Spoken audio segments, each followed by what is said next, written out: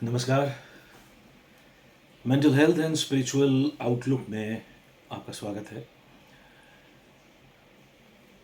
आज का ये वीडियो 3 सप्ताह बाद बन रहा है किसी कारणवश। लास्ट टाइम हमने डिस्कस किया था 4 महाभाव, मैत्री, करुणा, मुदिता, उपेक्षा। उसमें मैत्री और करुणा पर डिटेल्ड व्याख्या हो चुकी थी। अब ये दूसरे 2 हैं, मुदिता और उपेक्षा।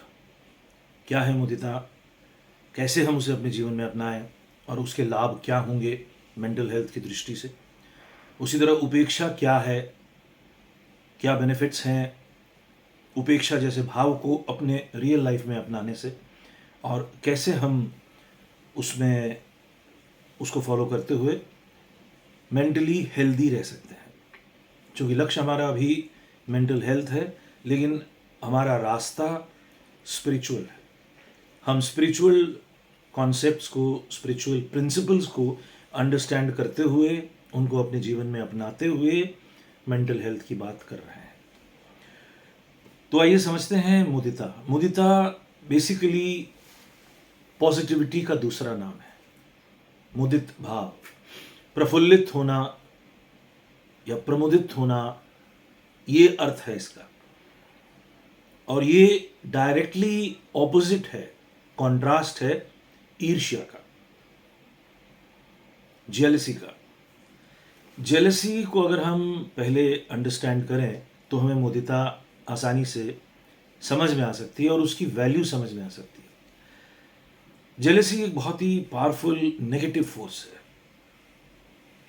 जब हम स्पिरिचुअल कॉन्सेप्ट्स को स्टडी करते हैं तो उसमें षड रिपु और अष्टपाश, ये 2 कॉन्सेप्ट भी पढ़ाए जाते हैं और इनकी डिटेल्ड व्याख्या मैं बाद के वीडियोस में करूँगा।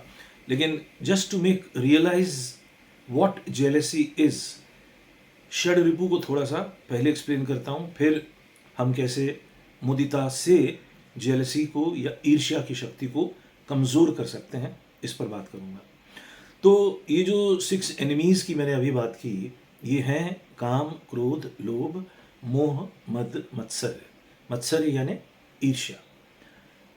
तो काम से जर्नी शुरू होती है। काम का मतलब है डिज़ायर। हमारा जो इनर वर्ल्ड है वो डिज़ायर्स से भरा है। तो स्टार्टिंग पॉइंट ये है। स्टडी करें अगर हम अपनी इच्छाओं को, तो हम पाते हैं ढेर सारी इच्छाएं हैं, और इच्छाओं में जैसे ही बाधा आती है या रुकावट आती है तो क्रोध स्वाभाविक है। तो फर्स्ट एनिमी या मेजर एक नेगेटिव फोर्स क्रोध है, जिसकी बहुत चर्चा होती है। फिर ये इच्छा पूरी ना हो तो क्रोध आता है, और इच्छा पूरी हो जाए और फिर और चाहिए, वही इच्छा अतिरिक्त मात्रा में चाहिए, चाहिए ही चाहिए, और चाहिए और चाहिए, ये डिमांड जैसे ही बढ़ती जाती है तो ग्रीड डेवलप हो जाता है, लोभ। आज का समाज, आज की सभ्यता ग्रीड पर खड़ी है। उसी तरह उसके बाद मोह, यानी जो इच्छा आपकी पूरी हुई है उससे हम चिपक जाते हैं, उसको हम खोना नहीं चाहते, चाहे वो व्यक्ति हो या वस्तु हो या कुछ भी हो। तो जो हमने पाया उसको हम पकड़ के रखते हैं, या हम उससे एक तरह से अटैच हो जाते हैं। तो ये जो अटैचमेंट है, ये भी एक बहुत बड़ा नेगेटिव फोर्स है। इसी को पोजेसिवनेस कहते हैं या मोह कहते हैं। मोह के बाद मद। मद में क्या होता है, कंपैरेटिव स्टडी हो जाता है। हमारी इच्छा पूरी हुई लेकिन दूसरे की नहीं हुई, तो उसके मुकाबले हम प्राइड फील करते हैं, हमारा अहंकार बढ़ जाता है। हमें लगता है मैं कर रहा हूँ, मैंने किया, ये मेरा अचीवमेंट है। तो ये मद की स्थिति हो जाती है। ठीक इसके बाद ईर्ष्या की स्थिति है कि इच्छा पूरी नहीं हो, लेकिन उसकी हो गई, जो आपका कॉम्पिटिटर था, पड़ोसी की हो गई, और उसकी इच्छा पूरी होने से तकलीफ हुई आपको। तो ये जो तकलीफ है, यही ईर्ष्या है।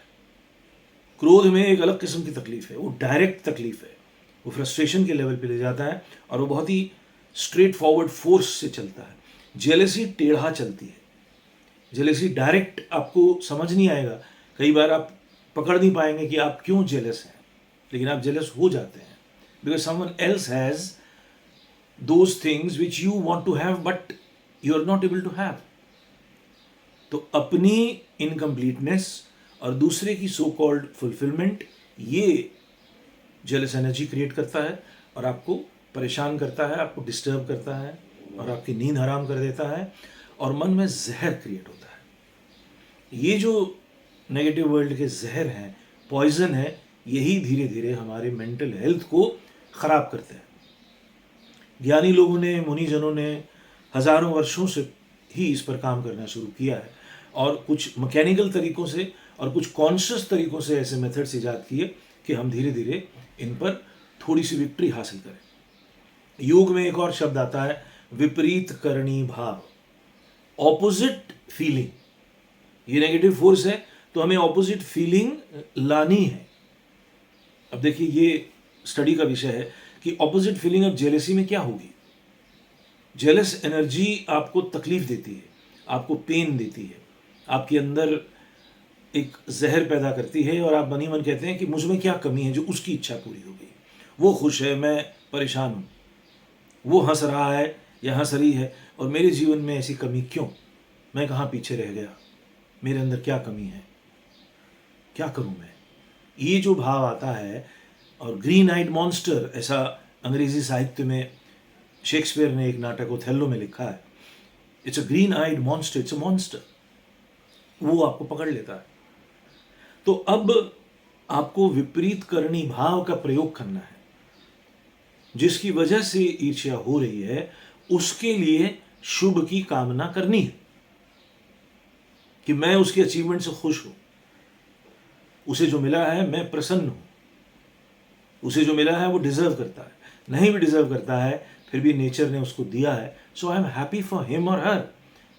और अपने बारे में ये भाव कि मुझे थोड़ी और मेहनत करनी है या मुझे अभी बहुत कुछ सीखना बाकी है। तो इस तरह से हम विपरीत करणी भाव का प्रयोग करते हुए मुदिता का ऑइंटमेंट लगा सकते हैं। और ये एक बार करने से, दो बार करने से नहीं होगा, ये लगातार करते रहना होगा।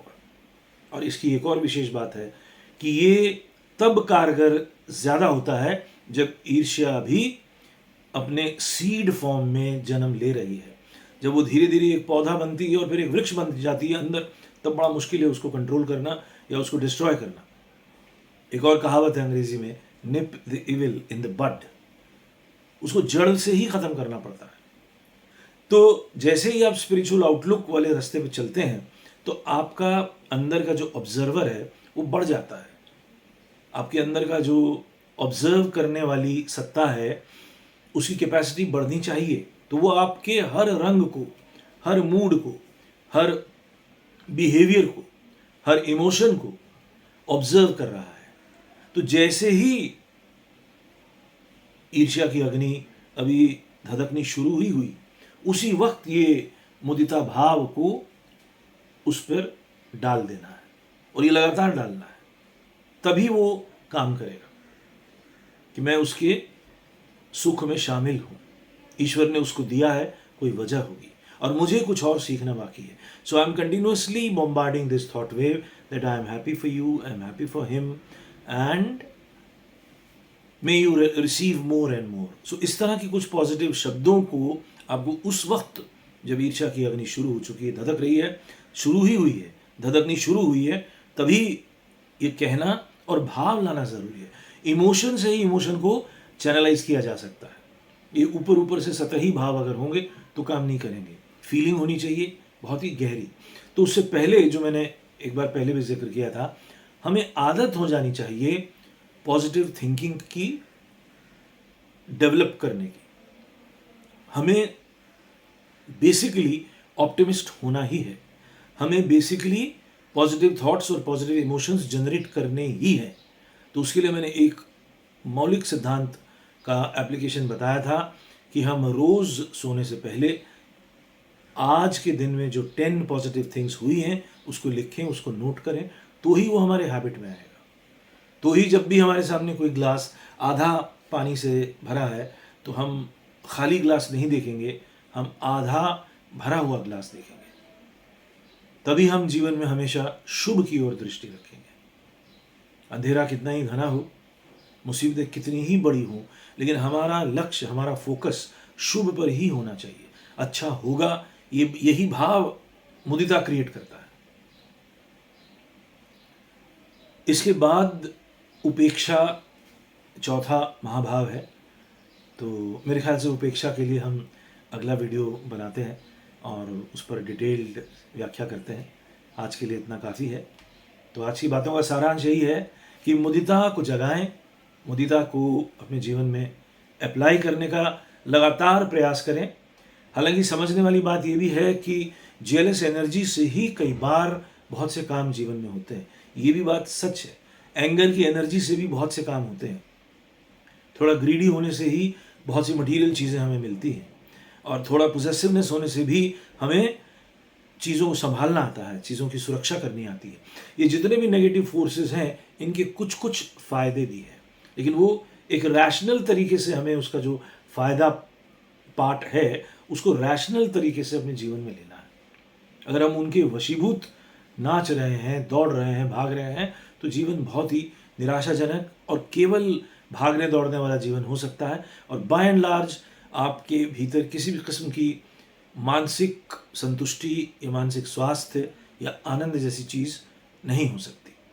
तो इसीलिए इन शत्रुओं को हैंडल करते हुए जीना है। तो जेलसी अगर थोड़ी बहुत आती भी है तो उसका प्रयोग करना भी आना चाहिए। उसको कैसे हम अपने काम में अप्लाई करें, ये कला भी सीखनी ज़रूरी है। आप अपने तमाम नेगेटिव फोर्सेस को चैनलाइज कर सकते हैं किसी वर्क के ज़रिए, किसी प्रोजेक्ट के ज़रिए, किसी नए टारगेट के ज़रिए, किसी नए डिज़ायर को फुलफ़िल करने के ज़रिए, और जिसमें आप थोड़ा इस तरह से चिंतन कर सकते हैं कि ये डिज़ायर मैं अपने लिए नहीं फुलफ़िल कर रहा हूँ, फैमिली के लिए कर रहा हूँ, कुछ समाज के लिए कर रहा हूँ, देश के लिए कर रहा हूँ, एक बड़ी सिस्टम के लिए कर रहा हूँ, बेटरमेंट ऑफ ह्यूमन बीइंग के लिए कर रहा हूँ। ऐसे बहुत सी कहानियाँ हैं। एक बहुत ही छोटा सा किस्सा मेरे दिमाग में घूम रहा है। भारत में 5 स्टार होटल के जो जन्मदाता हैं वो टाटाज़ हैं। तो उन्हें एक अंग्रेज़ों के टाइम में एक 5 स्टार होटल में जाने को नहीं दिया गया। तो वहाँ पे उन्हें क्रोध भी आया, ईर्ष्या भी आई, लेकिन इस भाव ने जन्म लिया कि मैं अपने इंडियन लोगों के लिए एक 5 स्टार होटल बनाऊंगा। तो इस तरह से उन्होंने उस एनर्जी को चैनलाइज किया। इस तरह से यदि हम अपनी नेगेटिव एनर्जीज़ को चैनलाइज करना सीख लें तो वो भी हमारे फ़ायदे में ही है। देखने सुनने के लिए बहुत बहुत धन्यवाद।